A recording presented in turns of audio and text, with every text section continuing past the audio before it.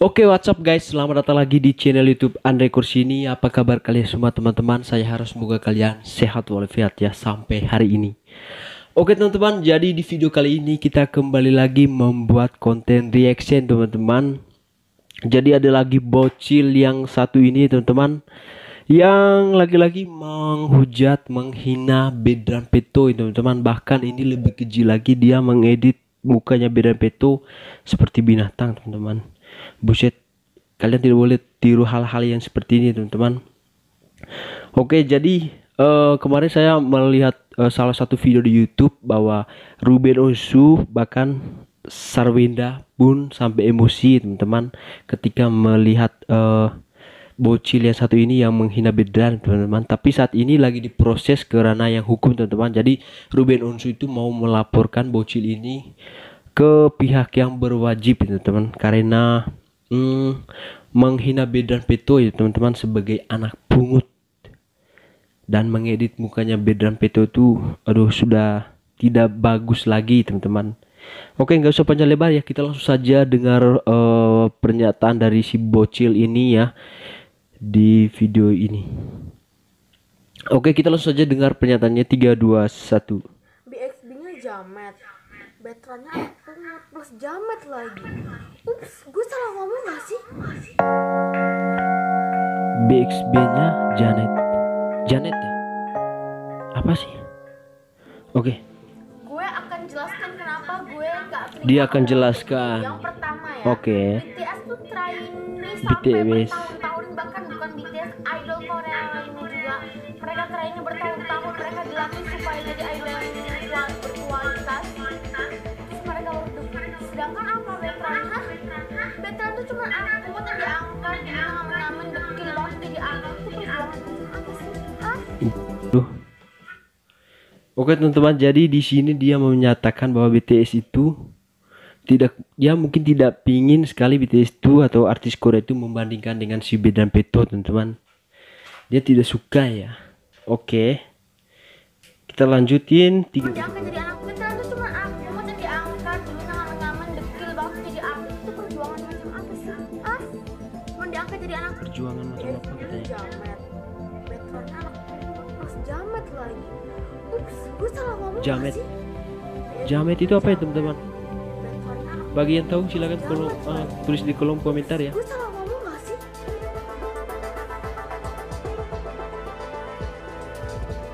Jadi ini Instagramnya ya.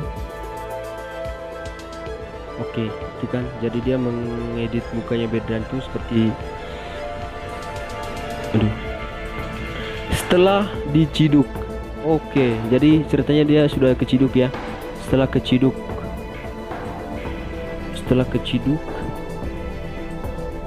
jadi mungkin setelah viral videonya ini teman-teman, dia DM ke Ruben Onsu ya. Selamat malam Kak Ruben. Jadi ada emot sedih campur nangis. Oke, saya minta maaf dengan sebesar hati.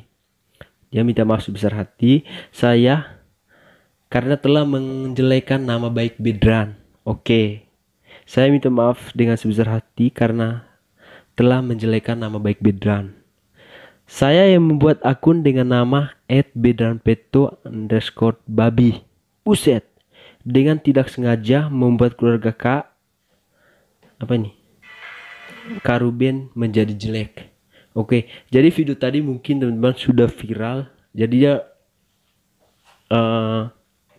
DM ke Ruben Onsu itu teman-teman. Saya tidak tahu apakah ini betul-betul dari Instagram atau WhatsApp atau apa itu, tidak tahu ya.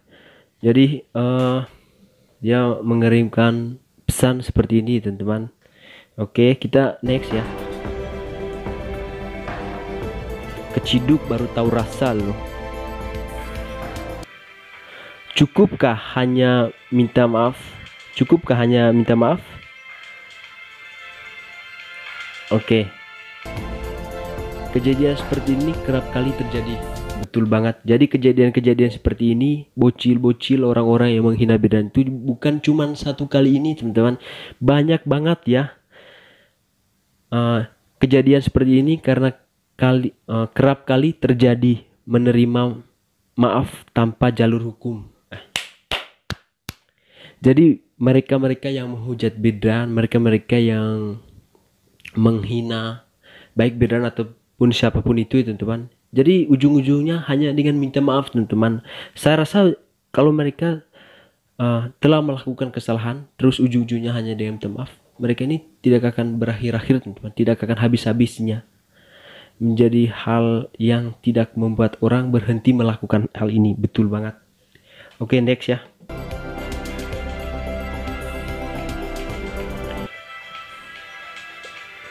Oke, minta maaf menjadi andalan mereka sehingga tidak membuat efek jerah.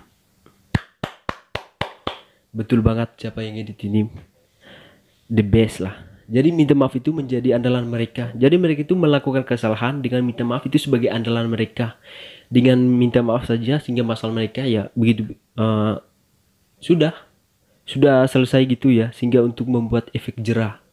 Sehingga mereka tidak ada kapok-kapoknya. Kalau misalkan sudah melakukan kesalahan, minta maaf ya diterima, minta maafannya dimaafin gitu ya dari pihak si Ruben contohnya ya. Jadi mereka itu tidak akan habis-habisnya teman-teman kalau misalkan mereka ini tidak proses ke ranah hukum mungkin ya. Oke, next ya. Anehnya, media-media akan memaafkan hal itu demi sebuah rating dan keuntungan semata. Betul banget. Dengan mengundang jadi bintang tamu sehingga akhirnya terkenal dan pada akhirnya anak muda akan meniru dan memilih jalur ini. Miris. Ya betul banget teman-teman. Anehnya juga media-media ini ya setelah mereka meminta maaf. Jadi ya gitu aja ya. Tidak ada proses selanjutnya. Jadi banyak banget dari oknum dari komplotan mereka ini ya baku meniru teman-teman ya. Jadi kayak virus corona itu ya menular. Jadi dia kemarin bikin itu jadi viral, jadi dia diundang ke TV. Jadi followersnya itu tambah banyak. Jadi saya akan melakukan hal seperti ini sehingga saya bisa menambah followers. Contohnya jadi viral, jadi banyak yang kenal, diundang ke TV. Jadi mereka seperti ini kalau misalkan dibiarkan tanpa jalur hukum teman-teman, masih banyak anak muda atau bocil-bocil lainnya akan meniru jejak bocil tadi teman-teman. Ini tidak boleh dibiarkan teman-teman. Ini seharusnya harus diberi kapok sehingga mereka cukup sudah melakukan edit videonya Bedran yang tidak pantas, tidak bagus seperti itu teman-teman, menghina Bedran ya.